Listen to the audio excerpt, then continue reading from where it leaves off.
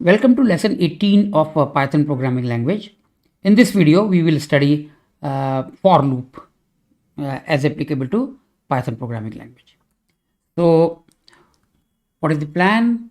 First, as usual, basic syntax followed by some properties, then break, continue, followed by pass, then nesting of for loop, and a simple working script or program. So what is the basic syntax of for in Python? The syntax is for, for, this is the keyword, some variable, and in, this is also a keyword, in values. Whatever kind of values you have, those values may be in the form of an array or a list or a set or any kind of sequence. So in this sense, for loop of Python is different as compared to for loop of C or C++ programming language.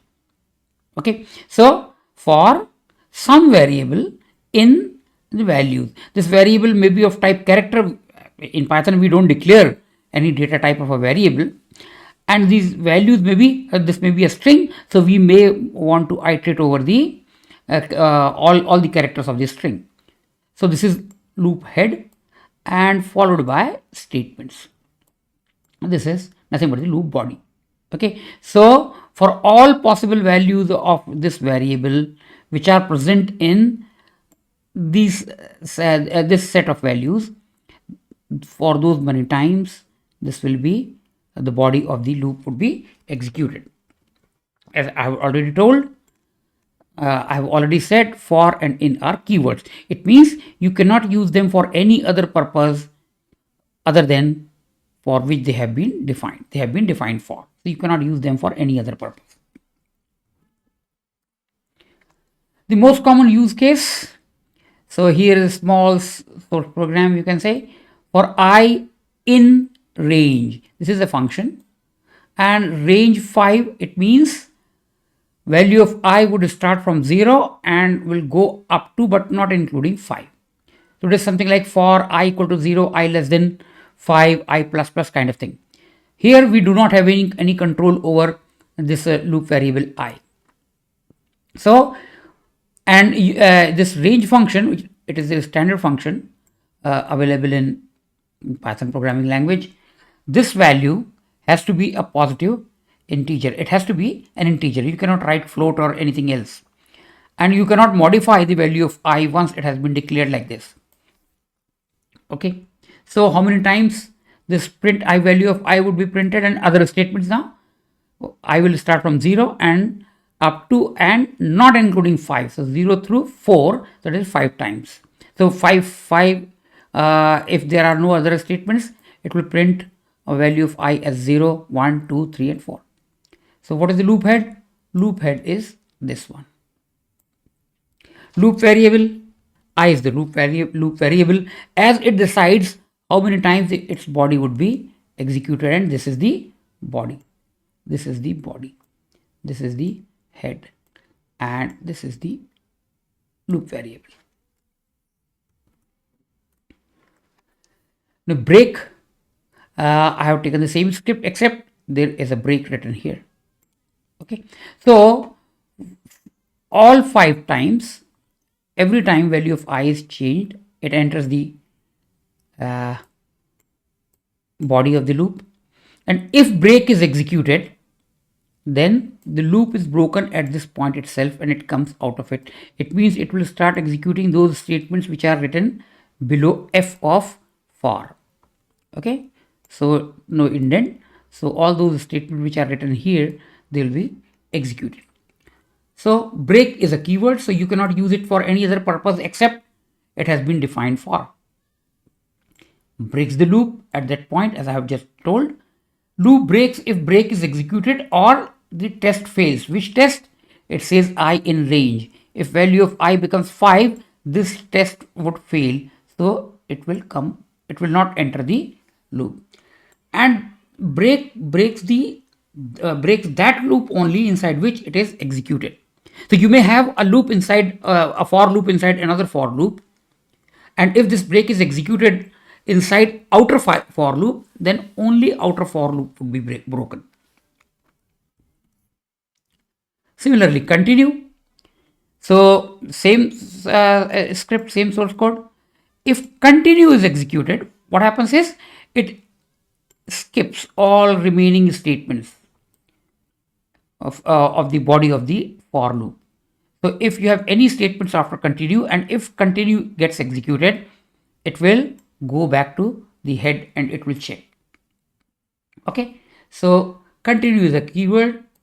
As usual, it cannot be used for any other purpose except it has been defined for. It skips the remaining body of the loop and continues with the head.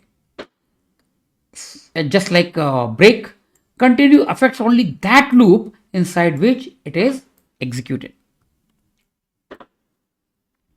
Pass. This keyword is not present in C or C++. The syntax is for I in range 5. Pass means null statement kind of thing. Or you can say a semicolon of a C and C++ for loop. If you do not want to execute anything, you just write pass. But if you remove this pass, there will be a syntax error because there is no body.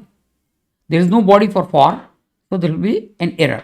So pass is used to indicate no action. So pass is also a keyword. So it cannot be used for any other purpose except it has been defined for, and it indicates no action. Now nesting of loop, you can have a for loop inside a for loop, you can have another for loop, and inside that for loop you can have another for loop, and so on. So there is no limit on depth of nesting. You can have as many loops inside other loops as you require. So let us see some one working program. On the right hand side, I have written the script. This is the standard shebang line in my setup. On the left hand side, I have a script or program. Now you can see here, for I in range 5, print I. So how many times it will print? Starting from 0, it will go up to, but not including 5. So it will print 0 through 4. So you can see here, this loop has been executed 5 times. Last one is this one, and then it comes up with another example. Grades. So it is something like an array or a list, you can say. So these are the strings A, B, C, D, F for G in grades. So grades is the name of this data structure. We'll study in more details in some other video. Grades, and G is a variable, and it will iterate through all members of this grades entity. So it will first value of G would be this. Next time in the next iteration it will be this. In the next iteration it will be C, and then D, and then F. So print G. So it will print those values one after the other. So entire something like an array, you can say. Okay, it is not exactly an array. So it will print all those 5 entries A, B, C, D, and then last one is F. After printing this, it comes out of it. Now let us initialize a variable to 0.3. It is a real number. Now if you have gone through my previous videos, in one of the videos I have discussed about it. This is what it says. I want to print the value as a floating point number, but I want exactly after decimal point 20 digits. Okay, so format F. This is the way a floating point number can be formatted. So it prints 0.3 as this one. If I don't specify this, it will print it just like 0.3. But we know that all programming languages follow IEEE standard 754 for floating point representation. Okay, so you can see here, since number of times I have already told that since 0.3 cannot be represented exactly in floating point representation, IEEE 754, and that is why it is being represented as 0.29999 and so on. It means this number is slightly less than 0.3. And this print is nothing but just to it is for creating one blank line. Now you can see here why I have got it printed like this. It will become clear. Now for I in range 4, so I want to execute this loop 4 times, but I'm using break here. So if f is less than equal to 1.2, print its value and then increment, something like a plus plus kind of thing, which we used to do in C and C plus or programming language. So f equal to f plus 0.3. Okay. So if it is less than equal to 1.2, do this, otherwise break this loop. Okay. So now you can see here it has printed 0.3 because I have not asked for any precision, that is a number of digits after decimal point. Add 0.3 to 0.3, it would become 0.6. And the third iteration, now you can see here, it is not 0.9, it is 0.8 and so many nines. Okay, it is still less than 0.9, and add 0.3, it will be less than 1.2. So it has gone up to and including 1.2. In the next iteration, value would be definitely greater than 1.2. And that is why in Python, it is executing 4 times as expected.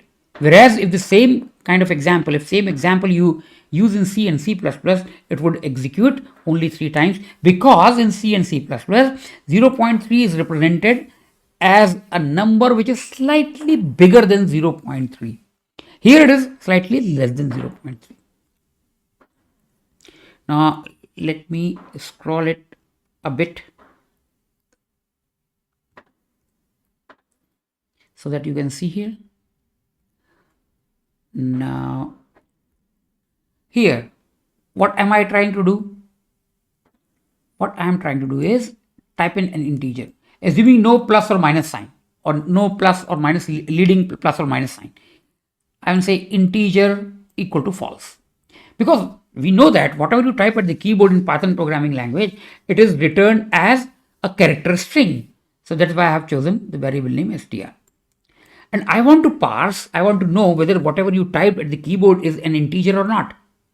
Again, I repeat, assuming no plus leading plus or minus symbol. So it's a simple program. So for ch in str, so this variable ch will iterate through all characters which you type at the keyboard. So it is waiting for me. Okay. Now, what will it do? It will do what? If ch dot is digit, this is digit, and we'll discuss about the member functions of ch is digit in some other video. So if it is digit, then integer equal to true. Okay, and then continue. It means it will not execute the else part. It will go back to this. So it will compare with the next character. So it will keep on reading till the end of str. Okay. If it keeps on executing, continue. Now suppose you have typed some digits and some character or some other symbol, then it will come to else, and it will say integer equal to false, break. Okay. And in the next line it says here, if integer equal to true, print the integer, otherwise print not an integer. Okay. So this is what this loop is doing here from this point to this point. This is doing this. So I will say okay, 4. Now you can see here it has done something. I will tell you. Let me execute it once again. So for 4 it has printed 4. Okay. This output I will explain a little later. Now if I say 4.5, suppose, it says here, it says not an integer. I type 4.5.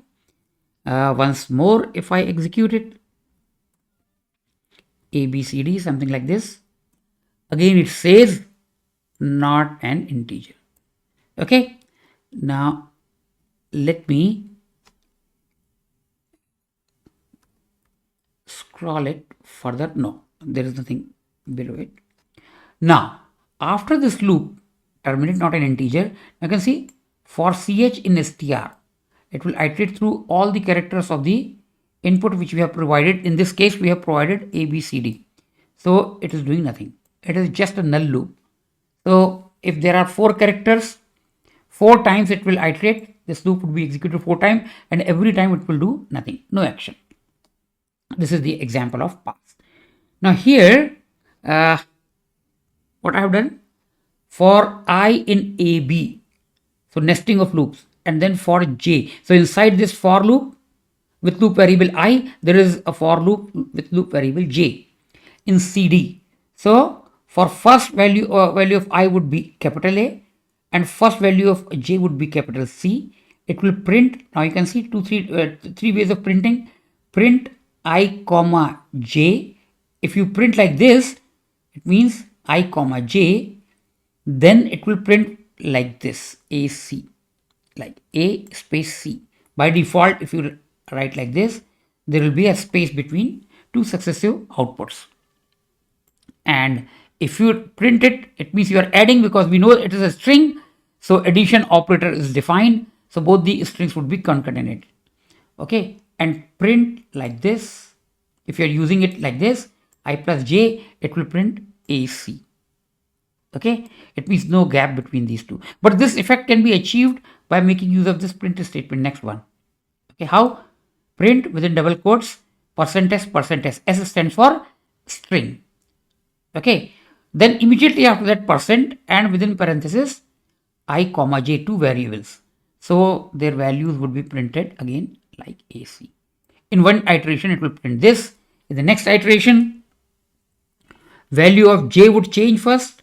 So J becomes D, but I remains same. A, value of I remains A. So after printing AC, it will print AD. You can see here. Then when loop terminates, it goes back to head. Okay, loop finishes. So next value of B would be I would be B, and then again J would be executed. So next value would be BC, then BD. So BC, then BD. So nesting of the loops can be done like this in Python programming language. In the next video, we will study about while loop as applicable to Python programming language. That is all in this video. Thanks for watching.